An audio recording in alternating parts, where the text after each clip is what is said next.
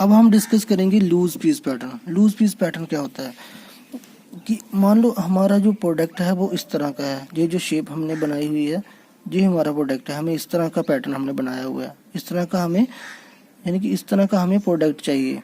तो हम क्या करेंगे, अगर हम इस तरह का पैटर्न जो है हम सैंड के अंदर बनाएंगे, कैविटी बनाएंगे, पैटर्न जो है डालेंगे सैंड के अंदर, तो जब हम इसको बाहर निकालेंगे तो जो हमारा पैटर्न है वो तो ख़राब हो जाएगा, क्योंकि वो सैंड ये हम इसको बाहर निकाल ही नहीं पाएंगे। ठीक है, अगर हम निकालेंगे इसको जो लगा के बाहर तो जो हमारा पैटर्न है वो ख़राब हो जाएगा, जो हमने इसमें कैविटी बनाई है। तो इस केसेस में हम क्या करते हैं, हम इस तरह का पैटर्न नहीं बनाते, हम क्या करते हैं, हम इस तरह का पैटर्न बनाते हैं। ये हमारा मेन पैटर्न है। ठीक है, और उसके साथ हम यूज़ करते हैं लूज पीस। ये है हमारे लूज पीस, ये और ये दो हमारे लूज पीस हम यूज़ करते हैं। तो हम क्या करेंगे, जब हमने कैविटी बनानी होगी तो पहले हम जो मेन पैटर्न है उसको हम बाहर निकालेंगे, उसके बाद हम लूज पीस को बड़े ही आराम से उनको बाहर निकालेंगे, तो हमारी इस तरह की कैविटी जो है वो बन जाएगी। तो इस तरह के जहाँ पे हमें लूज पीस यूज़ करने की ज़रूरत पड़ती है, इस तरह के पैटर्न्स को हम बोलते हैं loose piece pattern.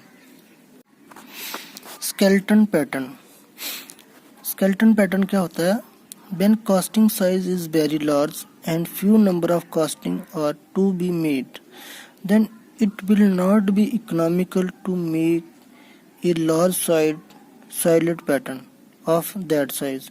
In such cases, a pattern consisting of wooden frame and strip is made. क्या होता है कि जब हमें कोई बहुत ही बड़े साइज का पैटर्न बनाना पड़ता है, ठीक है, और उसका यूज़ जो है हम सिर्फ एक दो बार ही करने वाले हैं। ठीक है, यानी हमें एक दो प्रोडक्ट ही बनाना है, बट उसका साइज़ जो है वो बहुत बड़ा है। तो इस केस में अगर हम पैटर्न बनाते हैं, ठीक है, मेटल का या वुड का ही हम बनाएंगे तो वो बहुत बड़ा पैटर्न हमारा बनेगा, तो उसमें हमारा जो मटेरियल है वो बहुत ज़्यादा कंज्यूम होता है, जिसकी कॉस्ट जो है बहुत ज़्यादा पड़ती है।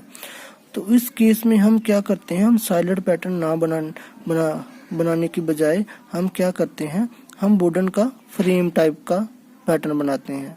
ठीक है, तो इस तरह के पैटर्न को हम बोलते हैं skeleton pattern. Skeleton pattern. Let us see an example for skeleton pattern. In small number of large casting, it is not economical to use solid pattern. In such cases, skeleton pattern are preferred. Skeleton pattern is a ribbed construction of wood which forms an outline of the pattern.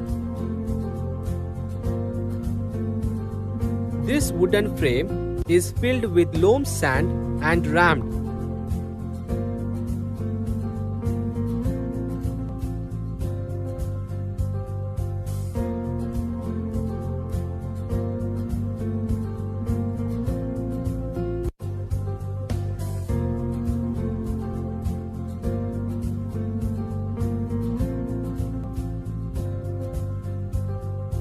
Strickle board. The surplus sand is removed by strickle board. For round shape, the pattern is made in two halves and joined with glue or by means of screws. Loam sand.